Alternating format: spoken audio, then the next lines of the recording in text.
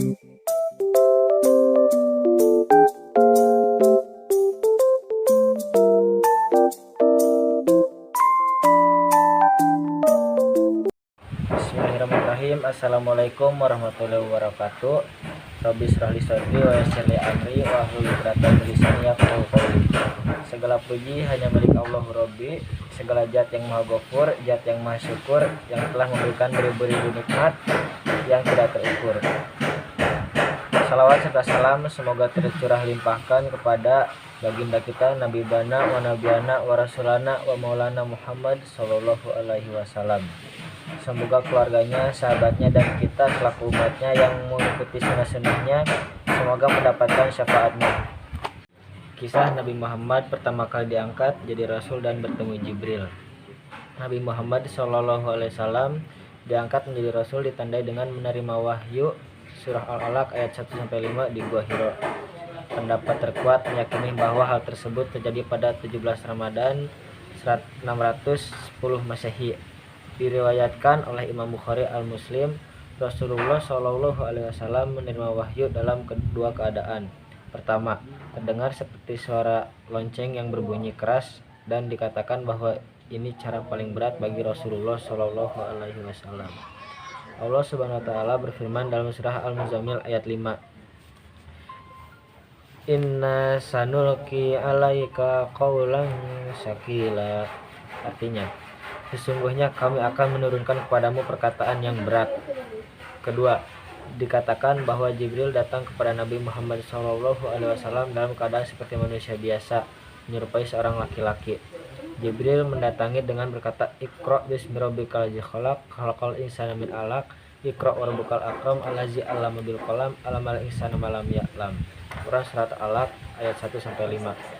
Turunnya wahyu pertama yang menandai kenabian dan kerasulan Nabi Muhammad SAW juga diceritakan Munawwar Khalil dalam kelengkapan tarik Nabi Muhammad dengan bersandar pada hadis yang bersumber dari Aisyah radhiyallahu anhu. Aisyah berkata, yang pertama sekali apa wahyu yang dimuliakan pada Rasulullah SAW itu adalah impian yang baik dalam tidur.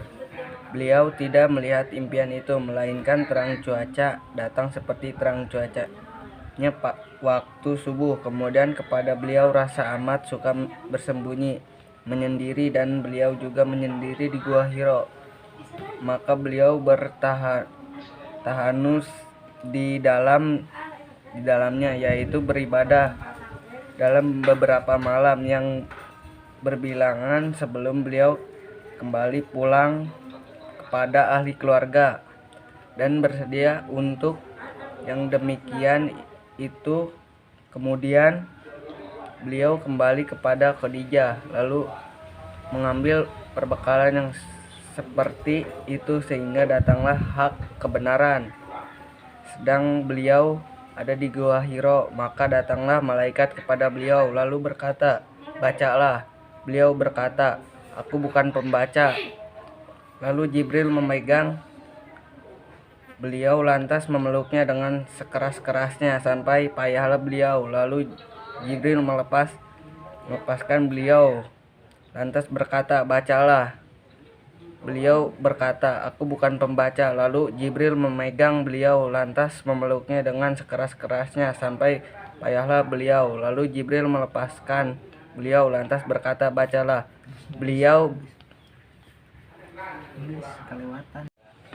Maka beliau berkata, aku bukan pembaca. Lalu Jibril memegang beliau lantas memeluk beliau dengan sekeras-kerasnya. Kemudian melepaskan beliau lalu berkata, bacalah dengan nama Tuhanmu yang telah menciptakan. Dia menciptakan manusia dari darah yang beku. Bacalah olehmu dan Tuhanmu Maha Mulia yang mengajar manusia dengan pena, mengajar manusia tentang barang yang ia belum mengetahui. Bunyi wahyu pertama yang diterima Nabi Muhammad. Bismillahirrahmanirrahim.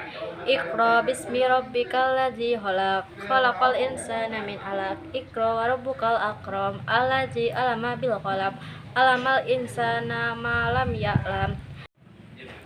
Artinya, bacalah dengan menyebut nama Tuhanmu yang menciptakan. Dia menciptakan manusia dari segumpal darah. Bacalah, Tuhanmu lah yang Maha Mulia, yang Maha mengajar manusia dengan pena. Dia mengajarkan manusia apa yang tidak diketahuinya. Quran Surat Al-Alaq ayat 1-5. Terputusnya wahyu pada awal periode Makkah, Allah Subhanahu wa taala menurunkan wahyu pada Nabi Muhammad SAW secara berangsur-angsur. Dalam proses turunnya wahyu tersebut, terdapat selang waktu beberapa hari antara wahyu pertama dan wahyu berikutnya. Abdurrahman bin Abdul Karim mengatakan dalam sejarah terlengkap Nabi Muhammad SAW dalam sebelum masa kenabian hingga sesudahnya. Nabi Muhammad SAW menganggap selang waktu tersebut sebagai tanda bahwa wahyu telah terputus. Terputusnya wahyu tersebut terjadi setelah 3 wahyu pertama, yakni 5 ayat surat Al-Alaq, 9 surat Al-Qalam, dan 10 ayat surat Al-Muzammil. Pendapat lain menyebutnya ada 10 wahyu. Kondisi tersebut membuat Rasulullah SAW bersedih setelah sekian lama wahyu terputus pada awal periode Mekah. Beliau begitu ingin bertemu dengan Jibril. Menurut riwayat Imam Bukhari, Jamir bin Abdullah Al-Anasri berkata bahwa Rasulullah bersabda tentang masa-masa turunnya wahyu. Kondisi tersebut membuat Rasulullah SAW bersedih setelah sekian lama wahyu terputus pada awal periode Mekah. Beliau begitu ingin bertemu dengan Jibril. Menurut Bukhari, Jabir bin Abdullah Al-Ansyari berkata bahwa Rasulullah SAW bersabda tentang masa-masa turunnya wahyu. Ketika tengah berjalan, aku mendengar suara dari langit. Aku menengadahkan pandanganku.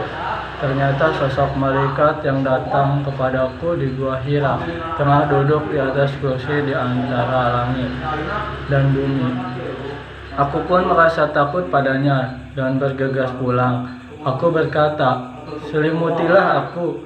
Allah lalu menurunkan firman-Nya, hai orang yang berselimut, bangunlah lalu berilah peringatan. Agungkanlah Tuhanmu, bersihkan pakaianmu, dan tinggalkanlah perbuatan dosa, menyembah berhala. Surat Al-Mudaththir ayat 1-5. Menurut Ibnu Ishaq, setelah itu wahyu terputus dari Nabi Muhammad SAW hingga beliau bersedih. Kemudian Jibril datang dengan membawa surat Ad-Duha.